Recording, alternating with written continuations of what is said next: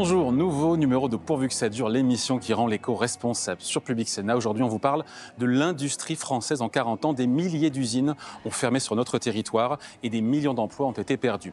La pandémie nous a fait découvrir, avec stupeur, que nous fabriquions ni masques ni paracétamol. Enfin, un vaccin français contre le Covid n'est toujours pas disponible. Pourtant, les motifs d'espoir sont nombreux. Vous verrez comment Crosscall fait le pari du smartphone made in France ou encore comment une start-up lance la filière de la pile écologique dans l'Hexagone. Mais d'abord, nous serons avec Jean-Pierre Clamadieu, le président d'Engie, qui nous dira comment enrayer ce déclin, pourquoi la France a de nombreux atouts pour s'en sortir. Même si les chiffres sont alarmants, l'industrie française n'est pas morte, loin de là. Jean-Pierre Clamadieu, bonjour. Bonjour. Merci d'être là, installez-vous. Vous êtes le président d'Engie, vous publiez L'Europe, avenir de l'industrie française aux éditions du Cherche Midi. Il faut expliquer, l'industrie, c'est un peu l'histoire de votre vie. Vous y avez fait toute votre carrière en dirigeant des grands groupes industriels. Mais c'est aussi, et c'est là où c'est intéressant, une histoire familiale. Vous êtes fils de cheminot. Et donc, vous avez été un petit peu aux premières loges. Vous avez vu l'ascension et le déclin de l'industrie française. C'est vrai que j'ai gardé des souvenirs très forts de mon enfance. Alors à la fois le monde cheminot, et je pense que la SNCF est une belle entreprise industrielle, mais aussi le début de grandes aventures qui ont marqué la France. Je reste dans le domaine du rail, le développement du TGV, mais l'avion, le premier vol du Concorde, le premier vol d'Airbus, le premier vol d'Ariane, c'est vraiment ces aventures-là qui m'ont convaincu de faire Ça des remonte études un petit peu quand d'ingénieur. même maintenant, le TGV. Alors, ça remonte Ouais. effectivement, mais je crois que c'est des choses qui ont marqué nos territoires, qui ont marqué nos villes, qui ont marqué d'ailleurs notre environnement. Le TGV a refaçonné l'image de la France et est un outil incroyable. Airbus est une fantastique réussite européenne, Ariane également. Et donc je crois que c'est ces aventures qui m'ont convaincu de devenir ingénieur et puis progressivement, effectivement, au fil des opportunités de carrière, d'avoir la chance de diriger deux grands groupes de chimie successifs et aujourd'hui Ouais. de présider le conseil d'Engie. Qu'est-ce qui vous a poussé à écrire ce livre? Il y a un déclic, notamment, dans le livre, vous le dites, l'envol de SpaceX. On est en 2020 et là, vous dites, on est en train de rater. Ouais, parce que l'envol de SpaceX, au fond, on pourrait se dire, bah, c'est un petit peu comme ces grandes aventures que j'évoquais, ces images qui m'ont marqué, Ariane, Concorde ou Airbus. La différence, d'abord, c'est que ce sont des entrepreneurs américains qui sont à l'origine de ces aventures, et puis une mise en forme qui est un peu celle d'une série télévision et qui, je crois, donne moins l'envie à nos jeunes Européens de s'engager dans cette aventure. Et effectivement, c'est un des éléments qui m'a fait dire il faut rappeler à tout le monde que l'industrie française, c'est vraiment un des éléments qui fondent notre pays, notre culture, l'avenir de notre économie, et qu'il faut l'intégrer dans un environnement européen. Après, quand on regarde, pardon, froidement les chiffres, je sais que vous n'êtes pas fan de ce flot de Ouais. lamentation sur le déclinisme ambiant, sur le déclassement de la France. Mais pardon, quand on regarde froidement les chiffres, je parle des chiffres macroéconomiques. Qu'est-ce qu'on a? On perd toujours quasiment des emplois industriels. Le niveau de production industrielle est plus bas qu'avant, encore une fois, le Covid et notre déficit commercial. Il faut se boucher les oreilles, c'est 100 milliards d'euros en rythme annuel. On se dit quand même que la situation, même si on a envie de rêver, de l'industrie est pas glorieuse, pour le dire gentiment. Non, mais d'abord, il faut rêver. Et c'est effectivement parce qu'on rencontre des difficultés qu'il faut rêver. Et je crois que sans même rentrer dans les chiffres, hein, le fait de se promener dans des régions traditionnellement industrielles en France, moi j'étais en poste en région Champagne-Ardenne au début de ma carrière, on voit des paysages qui ont été marqués par la désindustrialisation. Et les chiffres que vous évoquez, ils confortent bien sûr ce sentiment. Mais c'est le moment de se dire, il faut se réveiller, il Mm. faut avancer, et il faut sortir d'une forme de déclinisme et d'une vision un peu passéiste d'une industrie qu'on aimerait conserver dans le formol, c'est une image que je reprends aussi Oui. dans ce livre, pour se dire, il faut y aller, il faut rêver, il faut avancer, il y a devant nous des opportunités et elles commencent à avoir des effets très concrets et très visibles. On va en parler, mais comment on explique qu'on se soit plus désindustrialisé que nos petits voisins européens? J'ai envie de dire la faute aux grands groupes. Est-ce que je me trompe ou pas? Alors probablement la France a cette particularité d'avoir un nombre beaucoup plus important que nos voisins européens de grands groupes qui sont des leaders Oui. mondiaux. Et ces leaders mondiaux, quand ils ont rencontré des difficultés à la maison, eh ben, ils sont partis sur d'autres territoires pour trouver les perspectives de développement. Et peut-être plus facilement que dans d'autres pays dans lesquels il y avait, par exemple en Allemagne, un groupe d'entreprises de taille moyenne qui, elles, avaient un ancrage territorial fort. Ouais. Et je pense qu'effectivement, cette situation joint peut-être à une difficulté qu'on a dans notre pays de transformer, de faire évoluer, parce que l'industrie, c'est un monde qui bouge sans arrêt, donc il faut que les entreprises soient à l'affût de ces évolutions et puissent s'y engager. Ceci a conduit à une forme de désindustrialisation à laquelle il faut, j'en suis convaincu aujourd'hui, mettre fin. On parle beaucoup de délocalisation, mais ce qui est vrai, c'est que quand on regarde les chiffres, les pertes de parts de marché de la France en matière de commerce extérieur, ces pertes ne se font pas vis-à-vis de l'Asie, ne se font pas vis-à-vis de la Chine, mais vis-à-vis de nos partenaires européens. Et là, on se dit, est-ce que c'est vraiment un problème de coût du travail? On dit souvent, oui, dans l'industrie, le coût du travail, c'est trop cher, c'est trop élevé, les charges sociales, c'est trop élevé, notamment ce qui est vrai quand on se compare à l'Allemagne, mais pas que.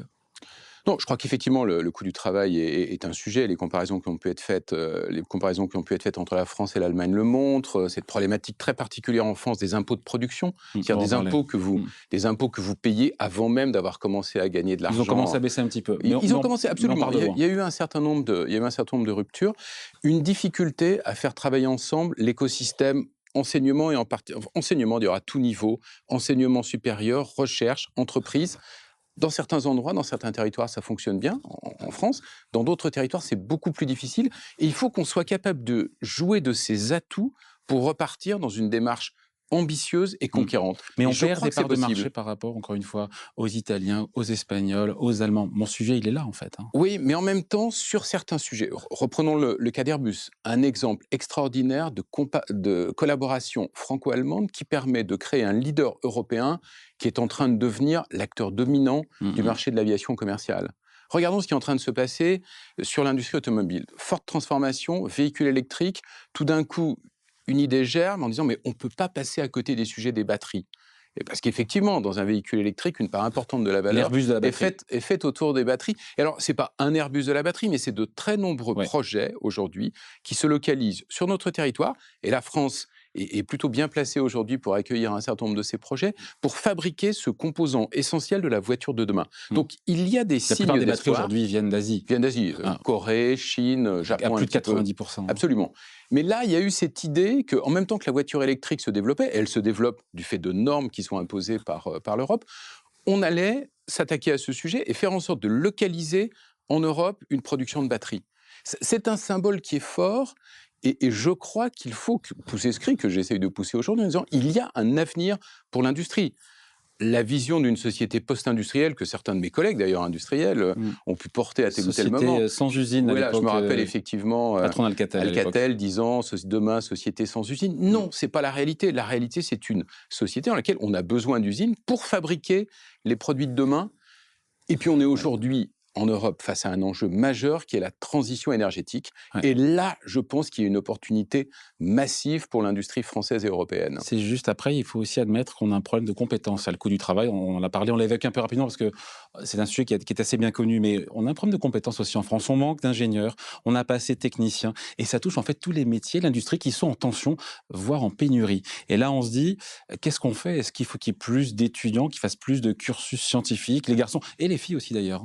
Non, alors votre question résume bien le problème. Un groupe comme Engie, il a besoin de techniciens pour entretenir des installations de production d'énergie ou de chauffage ou d'air conditionné, et il a besoin d'ingénieurs de très haut niveau pour développer des projets innovants. Dans l'ensemble de cette chaîne, on a des difficultés de recrutement aujourd'hui.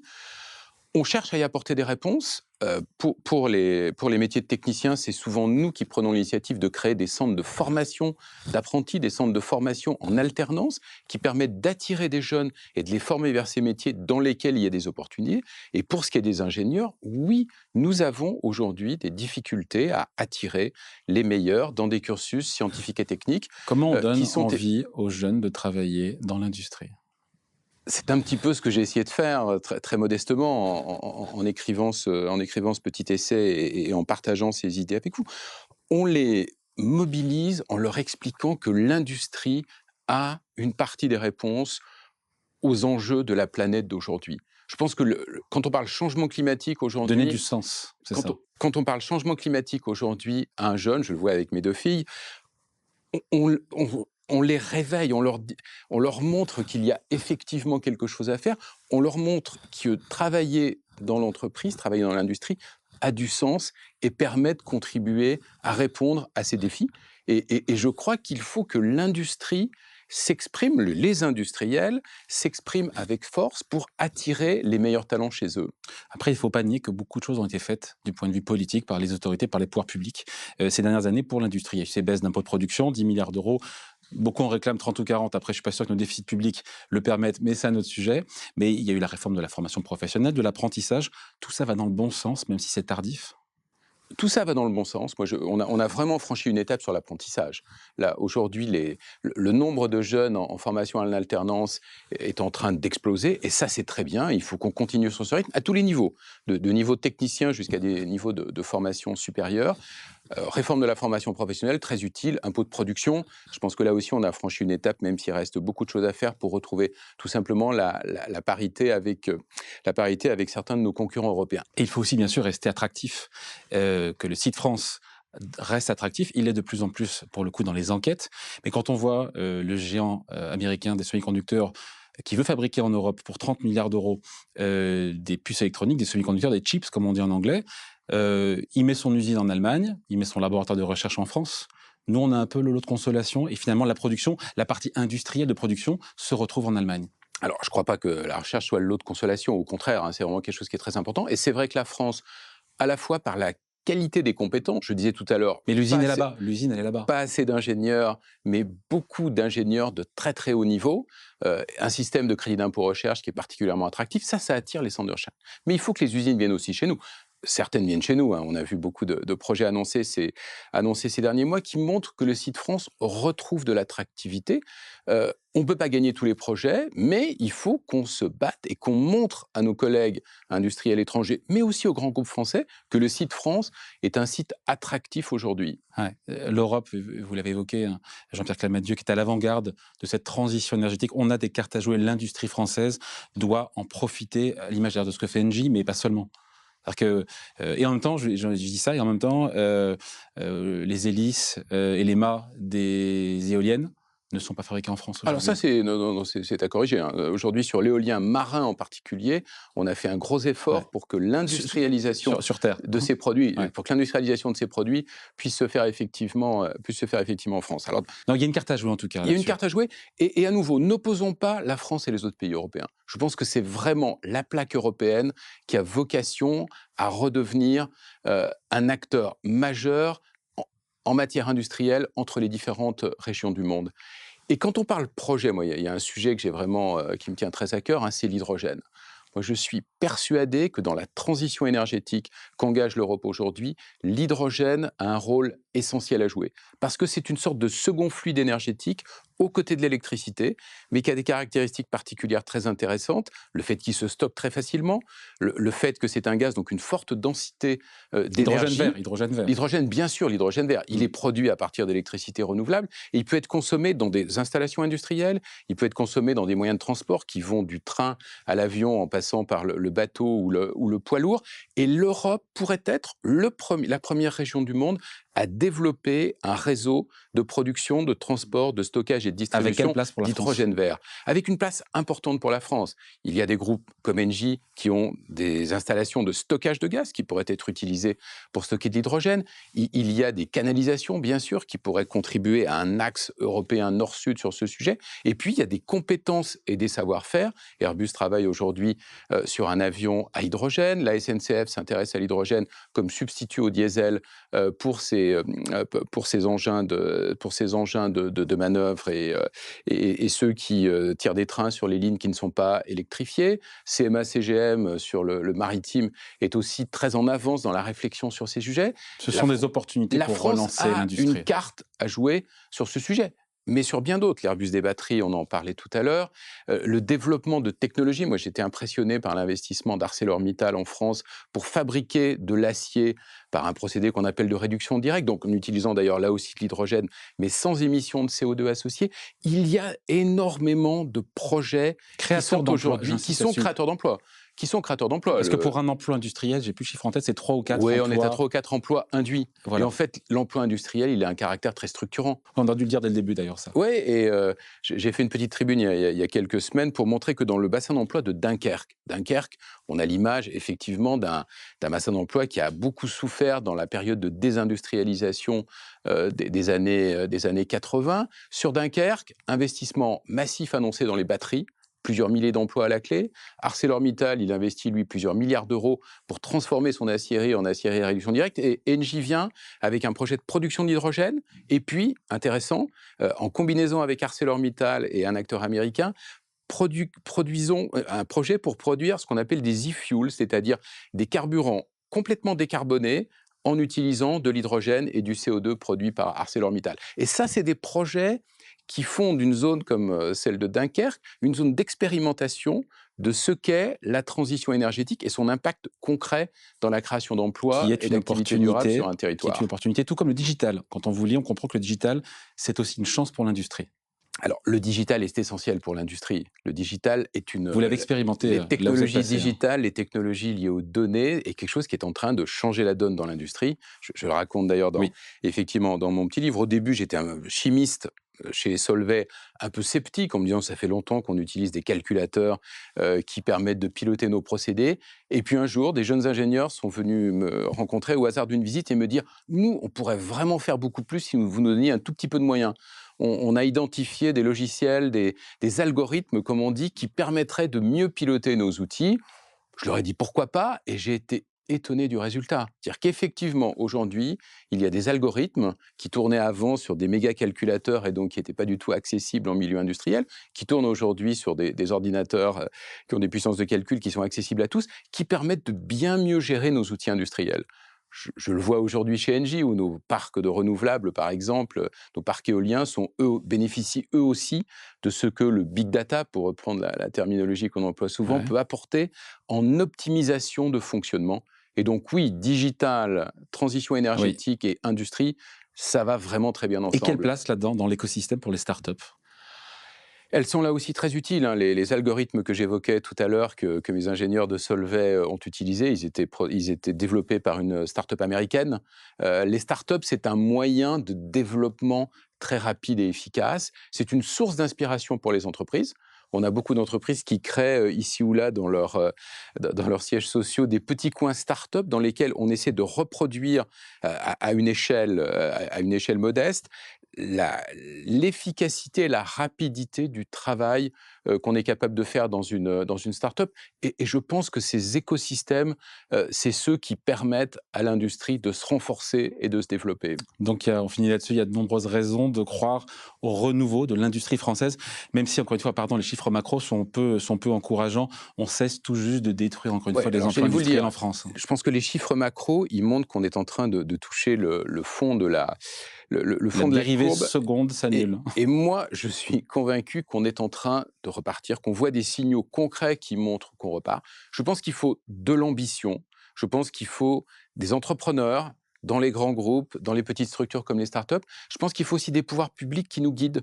Les grands projets que j'évoquais sur la transition énergétique et climatique. Il y a assez de fonds publics d'ailleurs, il y a assez d'argent public d'investissement aujourd'hui. C'est plus le sujet. Je crois qu'il y a beaucoup d'investissements. Il y a de l'argent public, il y a beaucoup d'argent privé qui est prêt à s'investir sur des projets qui font sens, mais il nous faut un récit, comme on dit. Il nous faut une ambition, il faut des projets, et ceci conduit à naturellement aligner les ressources et les ambitions. Et oui, moi je suis convaincu qu'il y a un avenir pour l'industrie française dans l'Europe. Raisonnons Europe. C'est vraiment l'échelle pertinente pour pouvoir jouer dans la compétition mondiale. Allez, merci d'être passé nous voir. Jean-Pierre Clamadieu, donc le président d'Engie. Merci à vous. Merci beaucoup. Tiens, et si on produisait des smartphones en France, c'est le pari de Crosscall, une PME d'Aix-en-Provence qui va rapatrier sa production, tenez-vous bien, depuis la Chine. Manuel Lègre. Depuis les années 70, la France est le pays de l'Union européenne qui s'est le plus désindustrialisé. Elle représentait 25% de la richesse nationale il y a 40 ans, contre 13 aujourd'hui. 2,5 millions d'emplois ont été supprimés à cause de la fuite des entreprises à l'étranger. Mais la crise sanitaire, le prix du fret multiplié par 10, les pénuries de matières premières ou encore la guerre en Ukraine pourraient bien pousser les dirigeants d'entreprises à revoir dans un avenir proche leur stratégie. Les événements sont tellement importants depuis 2 ans que les entreprises sont obligées de réfléchir sur une adaptation qu'elles doivent mettre en place. Plutôt que de dépendre d'un seul fournisseur, sans doute faut-il que j'envisage une manière de pouvoir passer d'un fournisseur à l'autre. Est-ce que je ne peux pas me ménager des circuits un peu plus courts? Tous ces défis qui viennent en même temps, qui viennent percuter en même temps, obligent les entreprises à repenser leur manière de produire. Et justement, une entreprise française dont le siège est basé à Aix-en-Provence a décidé de changer son fusil d'épaule. Il s'agit de Crosscall, les spécialistes des smartphones ultra résistants. Ça peut rebouler. Mort au feu! Ils ont été imaginés pour les forces de l'ordre, les professionnels du BTP ou encore les amateurs de sports extrêmes. Sur le premier produit, on n'a pas de souci. Il nous reste donc les autres à tester. Depuis 2009, cette entreprise fabrique ses smartphones en Chine pour les revendre en Europe. Mais en 2019, tout s'effondre avec la Covid. 2 ans plus tard, le constat est amer. Nous avons mis de côté plus de 30 millions d'euros de chiffre d'affaires sur cette période, ce qui a fortement impacté les comptes de l'entreprise. En temps de crise, une entreprise qui fabrique à 12 000 km de ses clients reste-t-elle compétitive? Pour le savoir, Crosscall a rapatrié il y a 1 an un maillon de sa chaîne de production. Ce laboratoire, ou plutôt cette salle de torture pour smartphones. On externalisait ces tests chez notre partenaire industriel qui est localisé en Chine. Et là, c'est un premier pas en fait vers la réindustrialisation en France avec la maîtrise de la conception et la vérification des tests avant validation du produit. Un premier pas. Car Cyril, le PDG, ne compte pas s'arrêter là. Il voit les choses en grand et sur le trottoir d'en face, il vient d'acquérir cet hangar. Alors là, on est dans les locaux, on est aux alentours de 2000 m². Il a d'ailleurs ses entrées à l'Élysée depuis qu'Emmanuel Macron est venu sur son stand lors du congrès des sapeurs-pompiers à Marseille. Le président était venu pour soutenir les entreprises dans leur démarche d'industrialisation.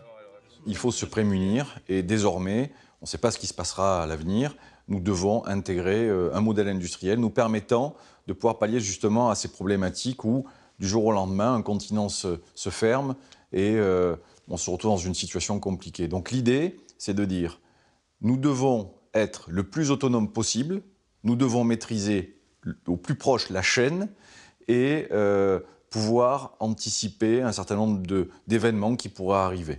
Grâce à cette nouvelle usine, l'entreprise pourra assembler les différents composants. Mais cette ligne de production française ne lui permettra pas d'être totalement indépendante. L'ensemble des composants proviennent de France, mais aussi d'Asie, et ça, on ne pourra pas y échapper, mais il n'y a aucune industrie qui intègre de l'électronique qui peut se passer de l'Asie. Crosscall va importer depuis l'autre bout du monde, non pas des centaines de milliers de téléphones, mais de petits composants très légers. Sur le plan écologique, l'entreprise va donc considérablement réduire son empreinte carbone. Si le cas de Crosscall semble bien parti pour fonctionner, la majorité des industriels sont sceptiques. Et regardons les chiffres. Jusqu'à présent, il y a toujours beaucoup plus d'investissements faits par des entreprises françaises à l'étranger qu'il n'y a d'investissements d'entreprises étrangères en France ou d'entreprises françaises qui rapatrient de la production en France. Au-delà de la compétitivité, les entreprises qui souhaiteraient relocaliser leur activité en France craignent le manque de main-d'œuvre. On se rend compte que l'histoire, ça importe. Quand votre histoire industrielle, elle est faite d'une division par plus de 2 du nombre d'emplois que vous avez dans votre pays, eh bien, vous êtes entré dans un mécanisme un peu mortifère où vous n'avez plus les instituts de formation en capacité de créer les compétences qui seront embauchées ensuite dans les industries. Pour aider les entreprises à devenir les leaders de l'innovation de demain, le gouvernement a prévu dans son plan de relance une enveloppe de 34 milliards, dont 720 millions sur 3 ans, pour financer des projets industriels avec usine à la clé.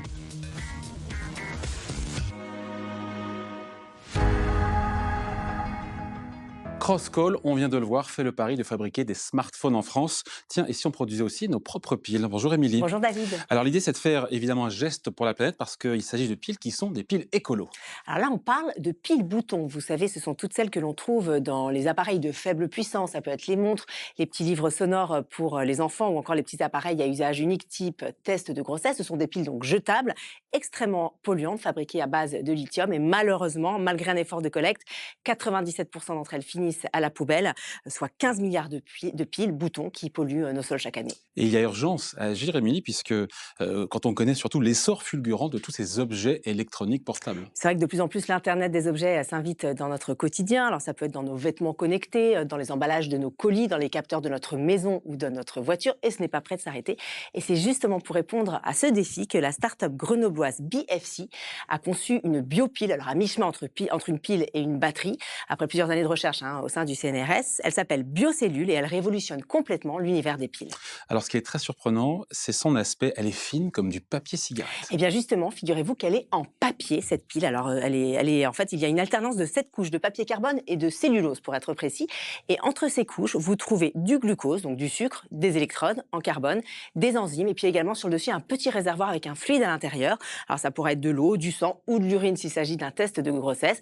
Donc vous voyez, tout ça est très naturel. Il n'y a absolument aucun plastique, aucun métaux, aucune substance toxique. Et donc une pile qui est faite en papier et en sucre produit de l'électricité. Ce n'est pas une blague. Alors en plus, elle est très facile à utiliser. Vous avez juste à appuyer sur le réservoir. Le fluide est alors envoyé sur les enzymes. Ça va créer une oxydation. Au contact de l'eau, l'enzyme transforme en fait le glucose en gluconolactone qui va créer des électrons qui vont ensuite pouvoir être utilisés pour créer du courant via une réduction d'oxygène en eau. Incroyable tout ça. Quelle est la durée de vie de cette pile? Alors ça va dépendre de l'objet, ça peut aller de quelques minutes pour un test de grossesse à quelques mois. Et puis concernant ses capacités de stockage, c'est intéressant car si elle n'est pas activée pendant, disons 18 mois, eh bien elle ne va perdre que 4% de sa puissance, ce qui est quand même pas mal. Et puisqu'on parle de sa durée de vie, tiens, quid de sa fin de vie, justement, est-ce qu'elle est recyclable? Alors, le papier, lui, pas de problème. On sait le recycler. En revanche, là où ça coince, c'est pour les électrodes. Les électrodes, elles sont en carbone, c'est donc du charbon, c'est quelque chose de naturel, mais pour l'instant, on ne sait pas le recycler. Alors, les équipes de BFC sont sur le pont pour essayer de trouver une solution.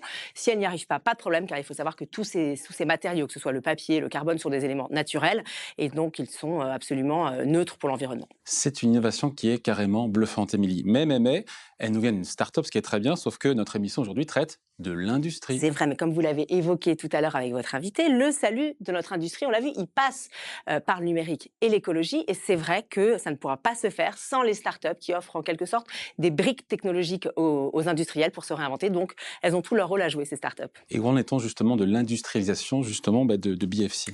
Alors, on en est à 2 ans d'existence et elle a déjà noué des partenariats stratégiques avec des grands noms de l'industrie comme ST Microelectronics. Elle produit actuellement 1000 biocellules par jour pour des clients dont elle préfère taire le nom pour l'instant. Et puis l'année prochaine, elle a prévu de passer à la vitesse supérieure avec l'acquisition d'une machine plus puissante qui permettra de produire 1 million de piles par jour en France, mais aussi à l'international. Voilà, en France surtout. Merci Émilie. Merci David. Pourvu que ça dure, l'émission qui rend l'éco-responsable, c'est fini pour aujourd'hui. J'espère que ça vous a plu. Magazine à voir ou revoir évidemment sur Public Sénat. Il y a du replay sur publicsena.fr. Rendez-vous dans 2 semaines.